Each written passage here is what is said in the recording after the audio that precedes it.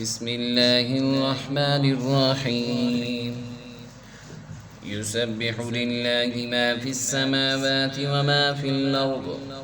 له الملك وله الحمد وهو على كل شيء قدير والذي خلقكم فمنكم كافر ومنكم مؤمن والله بما تعملون بصير خلق السماوات والأرض بالحق وصوركم فأحسن صوركم وإليه المصير يعلم ما في السماوات والأرض ويعلم ما تسرون وما تعلنون والله عليم بذات الصدور ألم يأتكم نبأ الذين كفروا من قبل فذاقوا وبال أمرهم ولهم عذاب أليم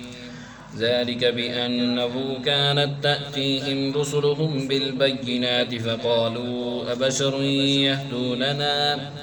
فكفروا وتولوا واستغنى الله والله غني حميد زعم الذين كفروا أن لن يبعثوا قل بلى وربي لتبعثن ثم لتنبؤن بما علمتم وذلك على الله يسير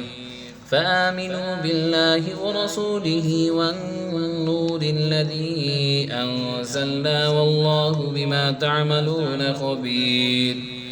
يوم يجمعكم ليوم الجمع ذلك يوم التغابن ومن يؤمن بالله ويعمل صالحا يكفر عنه سيئاته ويدخله جنات تجري من تحتها الأنهار خالدين فيها أبدا ذلك الفوز العظيم والذين كفروا وكذبوا بآياتنا أولئك أصحاب النار خالدين فيها وبئس المصير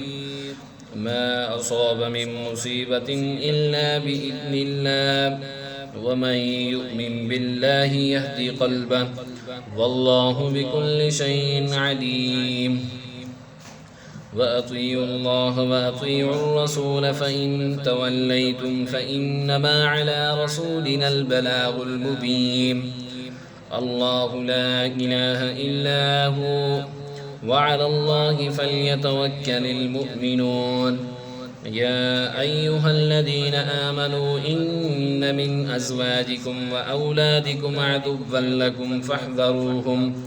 وإن تعفوا وتصفحوا وتغفروا فإن الله غفور رحيم إنما أموالكم وأولادكم فتنة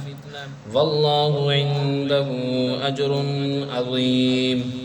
فاتقوا الله ما استطعتم واسمعوا وأطيعوا وأنفقوا خيرا لأنفسكم